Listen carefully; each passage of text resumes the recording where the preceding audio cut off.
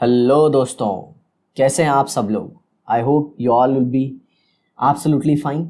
My name is Yash और आज हम बात करने वाले हैं लैंथेनाइट सीरीज़ के ऑक्सीडेशन स्टेट के बारे में। ओके, उसके इलेक्ट्रॉनिक कॉन्फ़िगरेशन की वीडियो हमने ऑलरेडी बना दी है। अगर आपने उसे नहीं देखा है तो उसे देख लीजिए, तभी आपको ये वीडियो अच्छे से समझ में आएगी। What do you mean by oxidation state? Oxidation state मतलब charge present on an atom।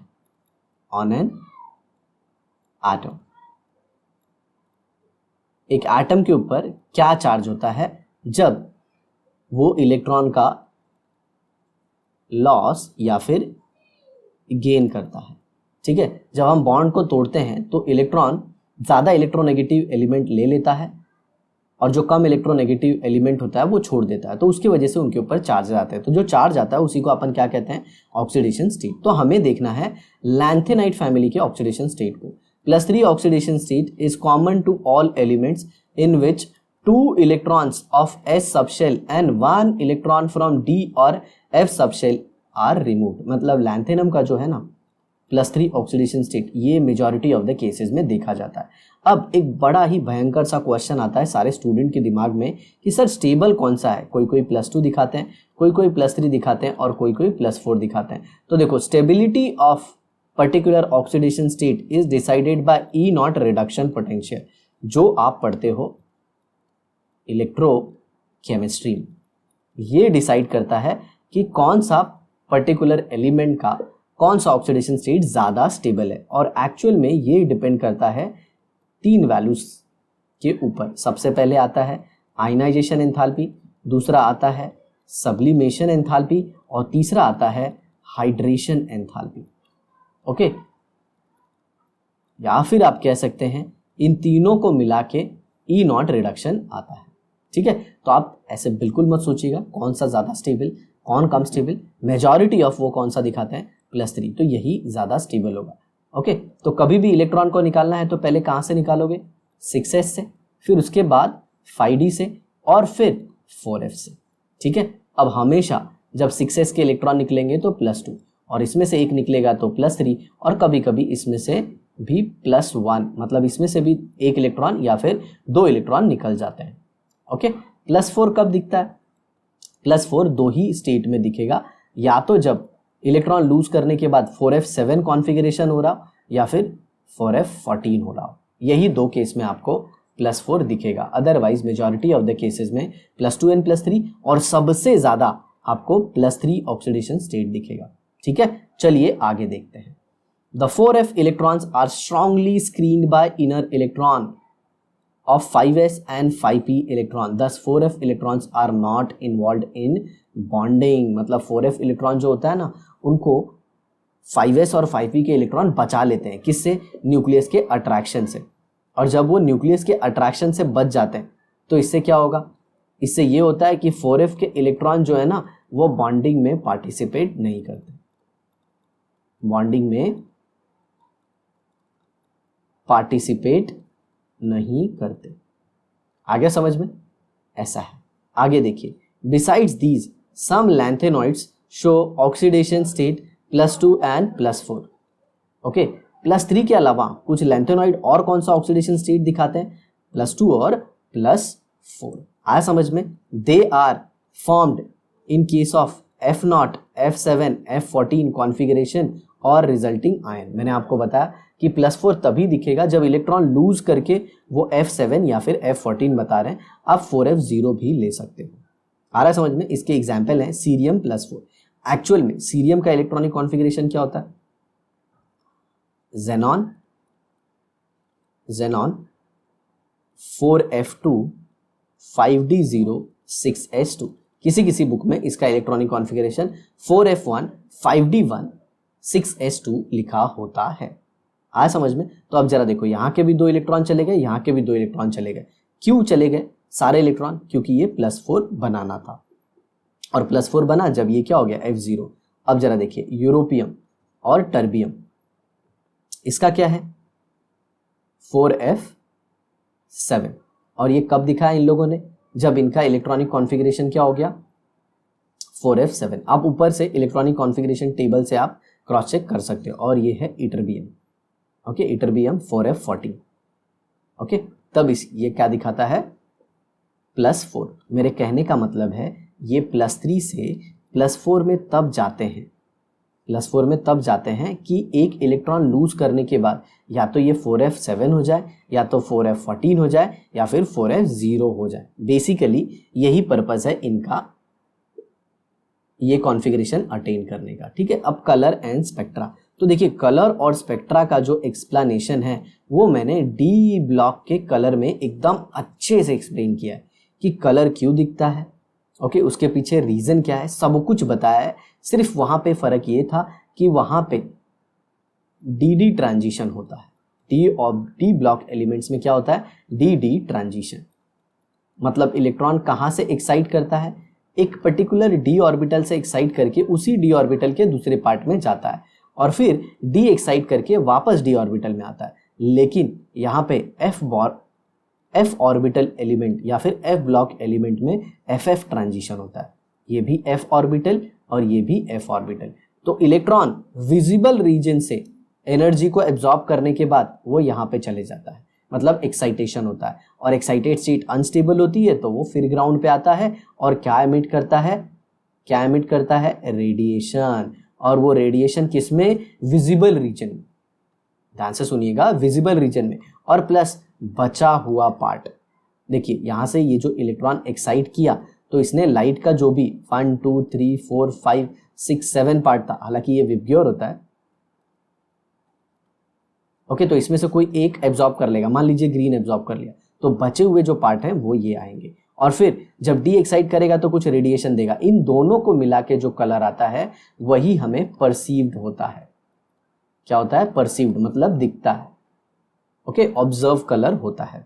तो इसे अगर आपको कलर को एकदम अच्छे से जानना है तो आप जाके हमारी डी ब्लॉक की कलर की वीडियो देख सकते हैं एकदम अच्छे से। आज समझ में, चलिए अब मैं इसे थोड़ा सा रीड कर देता हूं। Some trivalent ions are coloured in solid state as well as in solution. देखिए सॉलिड स्टेट में भी होता है और सोल्यूशन में भी होता है। सोल्यूशन मतलब जब उनको डिसॉल्व किया जाता है पर्टिकुलर सॉल्वेंट में।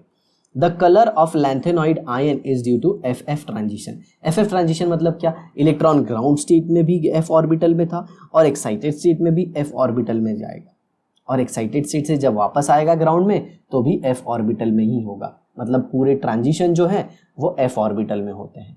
विच corresponds to energy in the visible region of electromagnetic spectrum, okay, which corresponds to energy in the visible region of electromagnetic spectrum, okay. आगे देखिए, the colour of ions having nf electron is about the same as those having 14 - f electron. मतलब जिनमें f orbital में electron same होंगे उनका perceive colour भी almost same आएगा, okay. समझ में आ रहा है, हाँ या ना? देखिए ये लाइन बहुत इंपॉर्टेंट है। The colour of ions having NF electron is about the same as those having 4 - n electron. 4 - n electron, जैसे यहाँ पे देखिए प्रोमिथियम, प्रिज्मोडीमियम, ये क्या है, प्रेजोडीमियम। इसमें 4f2 अगर ले लेते हैं, 4f2 number of f electron, मतलब इसमें f में कितने इलेक्ट्रॉन बचे, ओके। यहाँ पे देखिए सबसे पहले लैंथेनम आता है, फिर सीरियम आता है, फिर क्या आता है, प्रेजोडीमियम। तो प्रेजोडीमियम में f ऑर्बिटल में कितने इलेक्ट्रॉन होते हैं, 2 इलेक्ट्रॉन होते हैं। आ रहा है समझ में, ऐसा। लेकिन कौन से स्टेट में, +3 स्टेट में। किसमें, +3। कैसे, यहाँ पे देखिए इसमें होता है 4f2, इसमें होता है 4f3। तो 6s से 2 इलेक्ट्रॉन चले गए और फिर बचा एक इलेक्ट्रॉन किससे गया, 4f से, तो 4f2 बच गया। तो 2 इलेक्ट्रॉन है, क्या है, 2 इलेक्ट्रॉन। तो इसका कलर क्या है, ग्रीन। और उनमें भी वैसे दिखेगा जिसमें 14 - n करने के बाद इलेक्ट्रॉन आए। तो n कितना है, यहाँ पे 2 है। तो ये जिसके अंदर 12 इलेक्ट्रॉन होंगे ना f के, उसका भी कलर इसके जैसे ही होगा। और वो कौन है, वो है थूलियम। जब थूलियम +3 स्टेट में आता है तो उसका 4f कितना होता है, 12 होता है। क्या होता है, 12, क्योंकि थूलियम का इलेक्ट्रॉनिक कॉन्फ़िगरेशन होता है 4f 13 5d06s2। ओके, तो s का 2 इलेक्ट्रॉन गया और फिर f से 1 इलेक्ट्रॉन गया, ठीक है। तो +3 स्टेट में इसमें हो जाएगा 4f12 और 4f12 का कलर भी ग्रीन आएगा। मतलब ये थियरी क्या कहती है, जिसमें f में n इलेक्ट्रॉन है और किसी में 14 - n इलेक्ट्रॉन होगा, और अगर देखा जाए तो दोनों का कलर क्या आएगा, सेम आएगा। आ रहा है समझ में, हाँ या ना। अगर मान लीजिए किसी में f में 3 है तो आप 14 - 3 करोगे तो जिसमें 11 इलेक्ट्रॉन होगा वो ये 3 इलेक्ट्रॉन के जैसा कलर दिखाएगा। मान लीजिए इसके 4f में 3 इलेक्ट्रॉन थे और आपने 14 - 3 किया तो कितने इलेक्ट्रॉन आ गए, 11। तो ये इस 11 का और इस 3 का कलर सेम होगा। सर ये 11 और 3 क्या है, ये 4f के इलेक्ट्रॉन है। तो ये देखिए 4f3 किस में था, नियोडीमियम में, तो उसका कलर क्या था, पिंक। अब इसे माइनस कर दीजिए तो 14 - 3 कितना आया, 11। 11 किस में इलेक्ट्रॉन है, इर्बियम में। किसमें, इर्बियम में, और वो भी कौन से ऑक्सीडेशन स्टेट में, +3 में। बाकी का मैंने इलेक्ट्रॉनिक कॉन्फ़िगरेशन आपको दिखा दिया है, इसका भी आप देख के कर सकते हो। तो ये कितना हो गया, 4f11, और ये भी होता है, समझ में आया, पिंक कलर का। समझ में आया तो आप याद कर लेना ऐसे, PRTM, तो इसका शॉर्ट फॉर्म है प्यार तुमसे नींद गई इंजीनियर। ओके, प्यार तुमसे नींद गई इंजीनियर, समझे। इंजीनियर्स का IT सेक्टर में काम करते हैं, नाइट का जॉब होता है, तो फिर नींद उड़ जाती है सामने वाले की। जी हाँ, जिसका बॉन्ड इंजीनियर से बना है, समझ रहे हो ना। आगे देखो, एटॉमिक एंड आयनिक रेडिया किसकी, लैंथेनाइट की, और लैंथेनाइट कॉन्ट्रैक्शन। अब देखिए इसे मैं शॉर्ट में समझा देता हूँ। देखिए ये न्यूक्लियस है, यहाँ पे देखिए ऐसे लैंथेनाइट्स में कितने शेल होते हैं, 6। ये क्या आ जाएगा, 4s, ये क्या आ जाएगा, 5d। ओके, और ये क्या, सॉरी, ये 6s आ जाएगा, ये 5d आ जाएगा, और ये 4f आ जाएगा। ठीक है, अब जरा ध्यान से सुनना, ये 4f के जो इलेक्ट्रॉन होते हैं, 4f के जो इलेक्ट्रॉन, ओके, 4th शेल में आएंगे। हालांकि इनका ऑर्बिटल तो ऐसे काफ़ी लंबे तक जाता है। ओके, तो 4f के जो इलेक्ट्रॉन होते हैं इनकी शील्डिंग काफ़ी पुअर होती है। तो मान लीजिए ये इलेक्ट्रॉन है 4f के, और ये बाहर वाले इलेक्ट्रॉन है, मान लीजिए ये। तो ये 4f के इलेक्ट्रॉन इनको अच्छे से शील्ड नहीं करते, इनको अच्छे से शील्ड नहीं करते। तो न्यूक्लियस क्या करता है, इस इलेक्ट्रॉन को खींच लेता है, ये बाहर वाले इलेक्ट्रॉन को खींच लेता है, और इसकी वजह से साइज क्या हो जाती है, छोटी। तो पूरे लैंथेनॉइड कॉन्ट्रैक्शन का एक ही मतलब है, the size of lanthanoid decreases from left to right due to poor shielding of f orbital। अब मैं एक इंपॉर्टेंट चीज भी बताऊंगा, जो साइज का डिफरेंस है वो बहुत कम आता है। मतलब जैसे लैंथेनम की साइज है और ल्यूटेटियम की साइज है, तो इनमें सिर्फ 15 से 20 पिकोमीटर का ही फर्क आता है। अब ऐसा क्यों, नो डाउट f की शील्डिंग खराब है, लेकिन अरे यार कुछ तो शील्डिंग है ना। f की शील्डिंग नो डाउट खराब है, लेकिन कुछ तो है।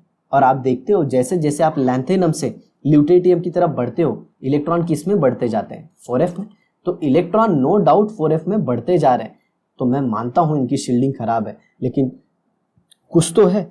इसीलिए न्यूक्लियस का जो आतंक है बाहर का इलेक्ट्रॉन खींचने का, वो इतना ज्यादा नहीं दिखता। ओए सर समझ में आ गया मुझको, जब लैंथेनम से ल्यूटेटियम की तरफ जाते हैं ना, तो इलेक्ट्रॉन जो होता है ना, वो प्री पेनल्टीमेट शेल में जाता है।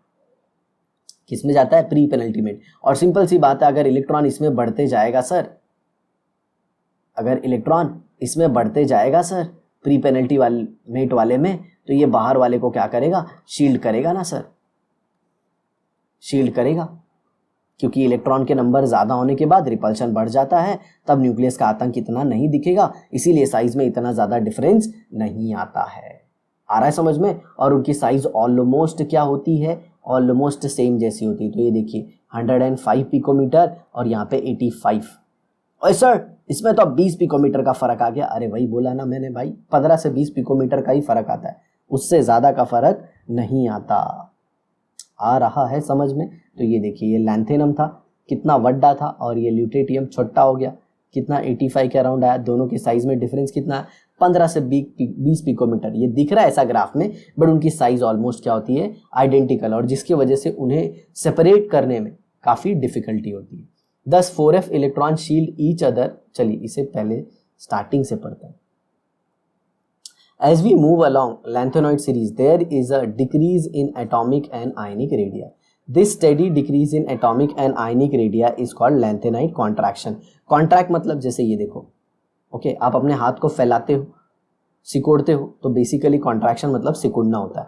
As we move from one element to another the nuclear charge increase by 1 unit and 1 electron is added. मतलब जैसे जैसे आप 4f2 से 4f3 पे गए तो इसमें एक इलेक्ट्रॉन बढ़ा, वैसे ही न्यूक्लियस में क्या होता है, एक प्रोटॉन भी तो बढ़ जाता है। मतलब शील्डिंग जो होती है वो थोड़ी कम बढ़ती है, लेकिन न्यूक्लियस में प्रोटॉन बढ़ने की वजह से खींचने की ताकत ज़्यादा बढ़ जाती है। Okay, the new electrons are added in the same inner 4f orbital. ये तो मैं आपको बता चुका हूँ, 4f subshell.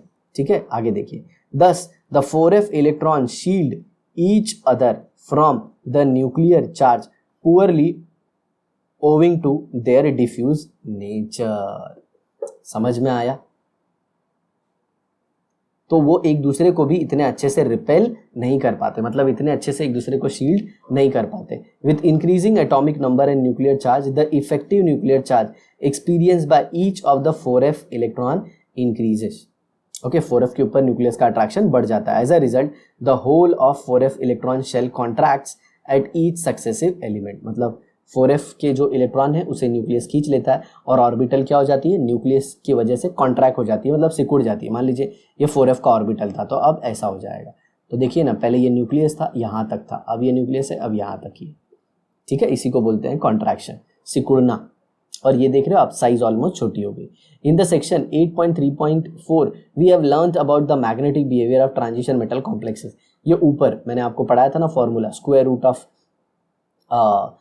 Of n+2 bm, n into n+2 bm, ये सिखाया था मेरे भाई, ऐसे कैसे भूल जा रहे हो? Square root of n+2 bm magnetic moment ढूंढने का ये फॉर्मूला था। Use your brain power. Do you think that lanthanide complexes would show magnetism? Yes, क्यों नहीं दिखाएंगे? उनके भी f ऑर्बिटल में अनपेड इलेक्ट्रॉन है तो वो तो दिखाएंगे। आगे देखिए, can you calculate the spin only magnetic moment of lanthanide complexes using the formula that you use for transition metal complexes? No, हम वो फॉर्मूला नहीं यूज कर सकते। क्यों नहीं यूज कर सकते? क्योंकि लैंथेनाइड में जो f ऑर्बिटल होती है उसके इलेक्ट्रॉन का भी कॉन्ट्रैक्शन होता है। समझ में आया? मतलब जो मैंने आपको बताया था ना क्वेंचिंग डी ट्रांजिशन एलिमेंट के केस में, वो क्वेंचिंग यहाँ पे नहीं होती। तो आपको जो फॉर्मूला यूज करना होगा वो यूज करना होगा mu is equal to square root of 4s s+1 plus l into l+1 bm। और सर ये l क्या है? l है orbital quantum number, orbital quantum number. और सर s क्या है? s है स्पिन क्वांटम नंबर, वो तो आप जानते ही। अनपेड इलेक्ट्रॉन होंगे सारे तो उनका स्पिन फिक्स होगा, सारे क्लॉकवाइज है तो प्लस हाफ ले लो या फिर सबका माइनस हाफ ले लो, बट जनरली हम मैग्नीट्यूड ही लेते हैं। ऐसा है क्योंकि इसमें लैंथेनाइड के केस में f ऑर्बिटल के इलेक्ट्रॉन का भी मैग्नेटिक मोमेंट इंक्लूड होता है। आया समझ में? ऐसा। ठीक है, आगे देखिए क्या बोला है। Calculate the spin only magnetic moment of lanthanum 3+, compare the value with the given table. देखिए लैंथेनम 3+ है मतलब क्या, इसका 4f 0 होता है, 5d 1 होता है, 6s 2 होता है, तो 6s के 2 इलेक्ट्रॉन चले गए, d के भी 1 इलेक्ट्रॉन चला गया, तो इसमें तो सारे 0 अनपेड इलेक्ट्रॉन है। तो लैंथेनम का मैग्नेटिक मोमेंट क्या आ जाएगा? 0, क्योंकि जब एक भी अनपेड इलेक्ट्रॉन है ही नहीं मेरे भाई, तो काय का मैग्नेटिक मोमेंट? आया समझ में? देखिए सबका मैग्नेटिक मोमेंट का वैल्यू दे दिया है, लेकिन कौन से फॉर्मूले से? स्पिन ऑनली से। ओके, तो स्पिन ऑनली से अगर आप देखो, चलो एक का ही बता देता हूं मैं, सीरियम का अगर आप देखो, सीरियम का, तो सीरियम क्या होता है? 4f2 5d0 6s2। ओके, तो 6s के तो 2 इलेक्ट्रॉन मान लीजिए चले जाएंगे, लेकिन यहाँ पे दिया है 4f1 ऑक्सीडेशन स्टेट लिया है, इसका ऑक्सीडेशन स्टेट 4f1 है, मतलब +3 स्टेट में, मतलब s के 2 इलेक्ट्रॉन चले गए और f का 1 इलेक्ट्रॉन चला गया, मतलब +3 स्टेट में। कौन? सीरियम। तो f के अनपेड इलेक्ट्रॉन कितना? 1। तो वो हिसाब से अगर आप स्पिन ऑनली फॉर्मूला में रखो, देखो इधर स्पिन ऑनली फॉर्मूला, तो क्या आ जाएगा? 1 इंटू 1+2। ओके, और यहाँ पे आ जाएगा bm, तो क्या आ जाएगा? Square root of 3। और स्क्वायर रूट ऑफ 3 आप सब जानते हो कितनी वैल्यू आनी चाहिए, लेकिन देखिए उससे वैल्यू ज़्यादा आ गया ये। क्यों? क्योंकि मैंने बताया ना इसमें सिर्फ स्पिन ऑनली फॉर्मूले से नहीं चलेगा। जो फॉर्मूला मैंने दिया है 4s into S plus one plus L into L plus one, अभी मैंने लिखा था ना जो थोड़ी देर पहले, वो फॉर्मूला यूज करोगे तो आपको एग्जैक्ट वैल्यू मिलेगी। अब इसमें देखिए जैसे समैरियम में कितने अनपेड इलेक्ट्रॉन है 4f5, अगर उससे आप निकालो तो आपको वैल्यू क्या आ जाएगी square root of 5 5 plus 1 bm, तो ये क्या आ जाना चाहिए स्क्वायर रूट ऑफ 35, मतलब वेरी क्लोज टू 5.89, लेकिन इसकी वैल्यू देखो क्या आ रही है 1.42 1.7, मतलब जैसा हमने सोचा था ना वैसा नहीं होता है। आया समझ में? और ऐसा क्यों? क्योंकि इनमें जो कंट्रीब्यूशन है वो f ऑर्बिटल के इलेक्ट्रॉन का भी होता है और स्पिन ऑनली फॉर्मूला इसमें चलता नहीं है। मुझे यही बताना था आपको, ठीक है, इसीलिए वैल्यू वेरी कर रही है। आगे देखिए।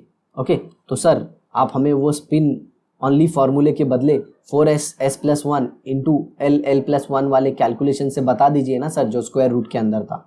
अरे बेटा वो स्टेट बोर्ड में नहीं है, जब हम एंट्रेंस के लेक्चर लेंगे ना जरूर एक्सप्लेन करेंगे, ठीक है, टेंशन ना लियो। The lanthanoid compounds are present in every household, हर घर में, हर घर में क्या है लैंथेनॉइड है मित्रों, समझ रहे हो कैसे?